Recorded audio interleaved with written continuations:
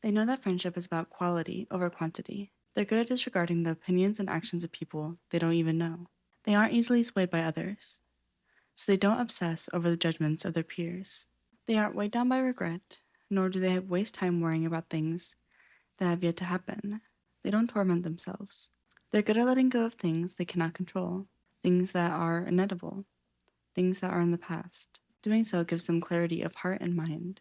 There are so many things in this world that we cannot control: other people, the past, the future. Let all of these things go, instead of allowing them to consume our mind and our energy. It's better to devote our efforts to what we can achieve in the moment.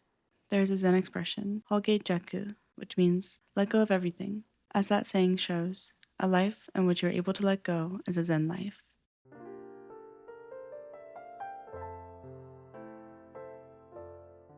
Hello, welcome back to the podcast. This is episode 2, and we are going to be talking about how to let things go. Of course, I have always linked down below the information of the book if you're interested in reading more. A quick disclaimer, this is written in a Buddhist perspective.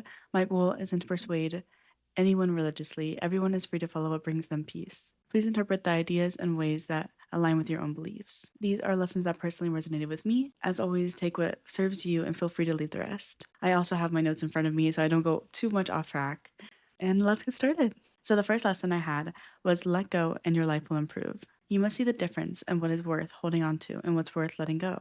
Worrying over little things will only make your life more difficult.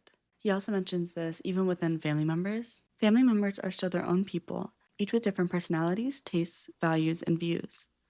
So perfect harmony is impossible. The more you strive for it, the less attainable it becomes. He also states that the most important part of it is just to respect each other and your lifestyles and choices, and don't impose your own opinions onto them. Now, lesson number 2 is savor your alone time. Don't associate with others just because you're lonely. He states that alone time with yourself can allow you to get to know yourself better and have a clearer mind on where you want to go in life. He says, since ancient times, Japanese people have regarded a quiet life alone, surrounded by the abundance of nature, as the height of luxury. It is a luxury that fosters a way of life. I know for me, I always have had to have background sound. I would have the TV playing, always YouTube playing, anything playing in the background when I go to sleep, when I'm getting ready for the day, just any time of day. I hated being in silence or hated like being alone with my thoughts. And so this year I started doing 10 minutes of silence.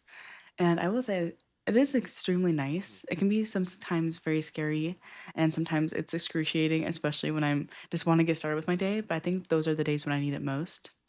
And most of the time it is really peaceful, especially like early Sunday mornings when nobody else is awake and how quiet the world is and how lovely it is. And I'm able to obtain solitude and enjoy the peace. Number 3 is learn how to say no. You can only do what is in your capacity. You cannot continue to sacrifice your time and energy for others when you are neglecting that time and energy for yourself. He says, you need to let go of the concern that people might dislike you if you say no. It's important to clearly communicate what you can and cannot do. If they don't like you after you tell them, and truthfully, honestly, that you can't do this, then that's a them problem, not a you problem. Number 4 is abide by fate. Doing so will make your life run smoothly. He says, by allowing fate to guide your actions, we can enable our lives to run smoothly. Trusting in whatever you believe in, God, the universe, whatever it is, trusting takes all the worry and the weight off of you. And all you have to do is enjoy the ride. Forcing something that is not meant for you will only make you realize more that trusting is the best option. I have seen this in my own life personally. I talked about it in my Trust God video, and I'm going to be talking about it more in my next episode.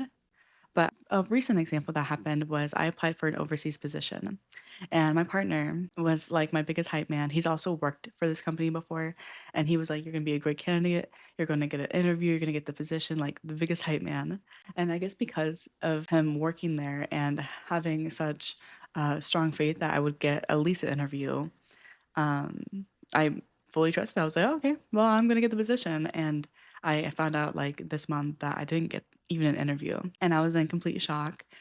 And I didn't really have a plan B.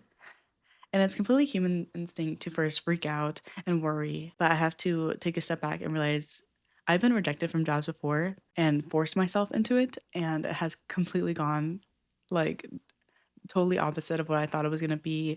You know, the pay wasn't good, the location was bad. So now seeing a denial as a way of God protecting me and moving forward, and knowing that what God has for me, and trusting whatever it is, and I know it's going to be so much better than what I planned.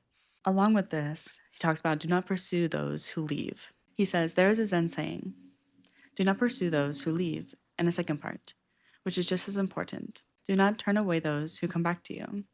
Understanding that people and our jobs or whatever it is coming in and out of our lives are part of life's beautiful plan for us. Number 5, don't live in fear. There is no point in worrying what will or will not happen in the future. It's better to stay focused on what you can do now. I struggle with so much crippling anxiety. To this day, I'm still work in progress.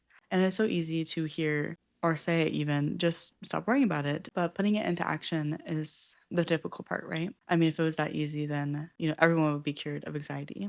But the way I see it is I will never get this moment back. And I've thought about this. Like, if I looked at my deathbed and I looked back on my life, what would I think? I think I would have lived a life full of fear, and I didn't live up to my full potential because I was scared. And I didn't want that feeling on my deathbed. I want to feel like, yeah, I was scared and I pushed through and I made the most out of my life. Sorry, I'm like tearing up. I can make the most out of every opportunity I have now. When those feelings come, I breathe and I start doing affirmations to encounter it. Like I have hypochondria to a certain degree. I'm getting a lot better. But when I start having those feelings, I breathe and I say my body is completely healthy inside and out. And I would say that over and over and over. And a lot of deep breathing. And another fear that I used to really struggle with, and sometimes I still struggle with, is flying. And I will say, I'm always safe when I travel. That is a Louise Hay affirmation. And I will switch the narrative. So I love flying. I am always safe when I fly. I love watching my favorite movies and getting to relax. And I'm so thankful for this wonderful technology that I'm able to travel around this beautiful world. And I found that I have to stop identifying myself with the anxiety. I hate how it makes me feel. I want to be able to rewire my brain so I don't live in this crippling fear and anxiety. And just fear of the future can be extremely crippling as well. So just breathing through it and realizing, what can I do now? I'm allowed to live a joyful and fear-free life just like anyone else. Number 6 is not living in the past. Again, I fear the future, live in the past, like just like fearing the future. I have had many years where I have repeated the past in my head, both of which completely normal, and we should never feel bad about it, but it's something we should try and better every day for ourselves. And it's so easy to think, if I just did this or if I just did that, maybe if I said this differently, maybe I would be accepted, maybe I would not be hurting now. But again, living in the past is only affecting the now. No matter how much you think about it, it will not change the past. Allowing yourself to fully experience, this is what he says, allowing yourself to fully experience the negative feelings associated with it. So cry, journal, punch a pillow, allow the feelings to come, and it will be easier for your body to release them and your mind to release them.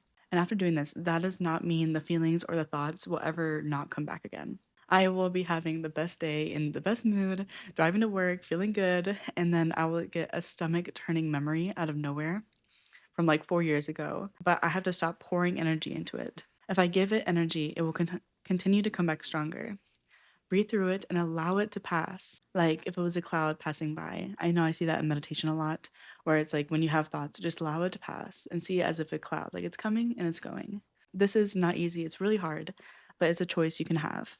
Number 7 is don't live to other people's expectations. He said, that person's expectations of you is just that person's. They were never your own. All you can do is your best, and then again, your best. Feeling guilty for not living to someone else's expectations will not make you any better. It will actually cripple you and make you more stressed. He says the more space there is between you and others' expectations of you, the less you feel burdened. Take off the good mask. Rather than asking, how do I see myself? We usually ask, how am I going to be seen by others? And that answer determines our behavior. I was the people pleaser who would not stand up for myself. I allowed people to walk all over me because I didn't want to cause conflict and I wanted to be accepted. But doing so, I lost myself. As someone doesn't like me for sticking up for myself, that's okay. I should feel proud not to please everyone, because if I please everyone, then I am mistreating and not being true to myself. Number 8 is do not compare. Don't demoralize yourself, he says, if you think you are lacking compared to someone else. Just as don't cheer for yourself when you think you are doing better than someone else. And I really love that he put both scenarios. I feel like in this day and age, it's so easy to talk about the comparing yourself online to someone who's maybe living a quote unquote better life than you, and comparing the success and the appearance and all those things. But it's also important to catch yourself when you are making yourself feel better by looking at someone else and thinking higher of yourself, because you're like, oh, well, at least I'm not doing that, or at least I'm better than that, or, you know, I feel like that's just as bad as comparing yourself the opposite way. And I sometimes forget, and I probably allow myself to feel that way. And it's completely normal. We just have to catch ourselves. He says, if you insist on making comparisons, do it against your best self. Doing so may offer motivation for growth and development. He also made a point of not worrying about other people's lives in general. Just focusing on yourself and your values will likely lead to an enjoyable and carefree life. If anything, appreciate what makes all of us different. There is no need to rank ourselves against others. Learning to enjoy our differences can help improve our relationships. Number 9 is always reflect on yourself. I would not be sitting here making a podcast if I did not do this.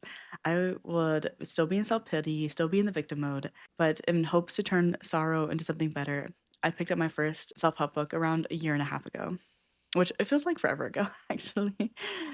And I fell in love with transforming. Of course, I am still in the very beginning stages of my journey and I have a lot of ways to improve and grow, and that's okay. But the things that hurt you and the mistakes you made are meant to guide you, not define you. You and I and everyone was doing our best with the knowledge we had. I believe I got that from Tamkar. Like, I didn't even realize I was a people pleaser until I started learning and healing. Number 10 is even monks get angry sometimes. But taking your anger out on someone doesn't solve anything. Something he does is when he is upset, he says, gratitude, slow down, hold it, it's all right, over and over.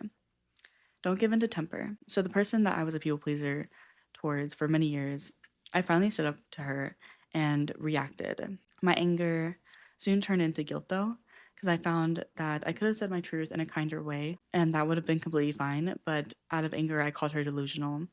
And now instead of anger towards that person, I feel guilt for being mean and flying off the handle. I know there are worse things to call people than delusional, but I felt bad for calling her that. And your words and actions can never go away. So I use this opportunity as a learning lesson and keep this situation in mind before allowing my emotions to overflow. Pause for a moment before replying, he says, because when you're in grip of negative feelings such as disappointment, anger, or frustration, you risk responding carelessly. Once you've replied, you can't take back what you said. All the more reason to pause for a moment. Number 11 is to try to see things from a different perspective. This story is one that probably is my favorite of the whole book. And it's basically a Zen monk, and he's talking to a wealthy merchant. While the monk was in his shabby temple in Osaka, a wealthy merchant came to him for guidance. As the merchant revealed the details of his struggles, the monks couldn't help but fix his attention on a horsefly buzzing around them. In an attempt to get outside, the horsefly had crashed into the soji paper screen door and fallen onto the floor, apparently dead. But a short while later, it was up again and buzzing around the soji screen until it crashed once more, and proceeded to do this over and over, wherein the monk and the merchant had the following exchange. This poor horsefly, the monk said, the soji doors in our humble temple have holes all over, not to mention the other crevices here and there, and yet all it does is try to go through the same spot on the screen. It will surely die. The merchant replied, all you're doing is watching the horsefly, paying no attention to my problems. Do you find this horsefly so fascinating? And the monk responds, oh, I was just marveling that we humans are the same. We can see things from only one perspective, and so our problems will always remain unsolved. And the merchant suddenly realized how this applied to him. And so when we are so stuck in our ways, we just keep hitting this, shoji paper. But when we look at the bigger picture, there's so many ways to go around, and we don't have to, force this one thing. He also emphasizes to each their own, because personal values come in 1,000 shapes and forms. Others' values are not wrong or right, and they also deserve respect. Many people refuse to acknowledge others' values, and even insist that only their values are right. Don't deny or criticize values that are different, or try to impose your values onto others. It's important to respect others' values even if they conflict your own, and listen openly to what they have to say. While taking in their perspective, compare it to yours and try to find a common ground. Number 12 is don't expect too much. He says, I'm not telling you not to have expectations. It's expecting too much that's no good. The higher the expectation, the bigger your disappointment when they're not met. Moderate expectations can have a positive impact on performance, but unrealistic ones can be a burden and be counterproductive. Number 13 is slow and steady wins the race. A journey of 1,000 miles begins with a single step. Rome wasn't built in a day. He also talks about don't procrastinate. There is action you can take now. Put all your energy into it. You cannot succeed without time and effort. There is no such thing as someone who never fails. Even my first episode of this podcast compared to this one, it was like such a different perspective. I didn't write down like everything and I was a little scatterbrained, and I read more of my notes than giving my personal opinions and experiences that I got from the book. And I do think I could have done it better and maybe consider it a failure. But he said that wouldn't be counted as a failure because you can only truly fail if you give up. I saw something I wanted to change between this podcast and the first podcast that was in my control and made it a reality. He says, "It won't cost your life." I think I had just watched a woman. She was the youngest billionaire. I think it was in the Forbes. I'm not sure. But she said something like, "I'm going for it." And all the people around her is like, "Oh, such a big risk. The risk is too big." But she explains that everything in life is risky. You could get laid off tomorrow from a stable job. And falling back just a few years doesn't mean that your life is over, like he said. And you can still get up and pull up the pieces and just start again. That's the beautiful thing of life. Something else that is extremely important is taking breaks. In the book, he talks about how some people feel guilty for taking time off, but people who are good at taking breaks tend to perform at a high level. It talks about this in the 5 a.m. Club as well. Taking time away from work is not a waste, it's a must. Your work happens when you're rested. The Pomodoro is something I personally use, and I think it's just wonderful. There are so many available videos on YouTube with it, and it basically gives you a time period to work and a time period to have a rest. So it's 25 minutes work, 5 minutes rest, or 50 minutes working and a 10-minute rest. I have done this working, even with reading, just doing anything where you can allow yourself to rest, and it actually makes you feel more charged. One of my favorites is Aboa in Tokyo, and I will link his channel down below for you if you want to check it out. Give yourself a few minutes to breathe and see just how much of a difference it will make for you and how much more you'll actually be able to get done. Number 14 is purpose and happiness. Enjoy every day, whatever it may bring. He says, "Many people believe that if they make a lot of money, they'll get everything they want. Who could be happier than someone who possesses all their desires? No matter how much money you earn in your lifetime, you cannot take it with you. There's a Zen saying that expresses, all things come from nothingness. It means that we were born with nothing but ourselves, and we die with nothing but ourselves. And happiness equals creating joy for people around you. Seek your own personal mission from within, then strive to fulfill it with all your heart. We are all born into this world with our own mission. You might think of it as your role to play in this life. Do you know what your mission is? You may well be thinking, I have no idea. But that's okay not to know. I believe it's more important to go through life asking yourself the question, what is my mission, than to know exactly what it is. As you question yourself, you will begin to recognize the role you play throughout those seasons of your life, and then work as hard as you can to fulfill it. I feel like for me, I am 100% meant to do self-help just because I know I have so many problems. I have fear of the future, anxiety, so many things where if I can get through it, I can help others. I've been able to help people in my personal life with these things, and I think that's just my calling, is to help as many people as I can. I remember when I was an engineer, well, I am an engineer, but when I was had an engineering interview, one of the questions was, it was like a icebreaker question interview, and he asked, if you could have any superpower, what would it be? And like without hesitation, it was healing. Like if I could heal someone, even from the inside, I don't think I could ever be a doctor because like blood and stuff kind of, but just healing someone and helping someone in any way could like literally just brings me so much happiness. Do your best and leave the rest, it says. Just pour all of your energy into it.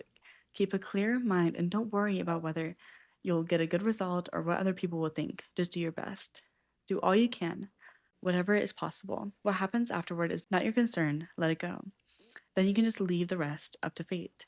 All you can do is just what you're capable of, and it's not up to you to determine what the outcome will be. Once you've done your best, there is nothing more to worry about. There's something refreshing about doing your best and leaving the rest. Stop worrying about the outcome of your reputation. It will only disturb your concentration and cloud your mind.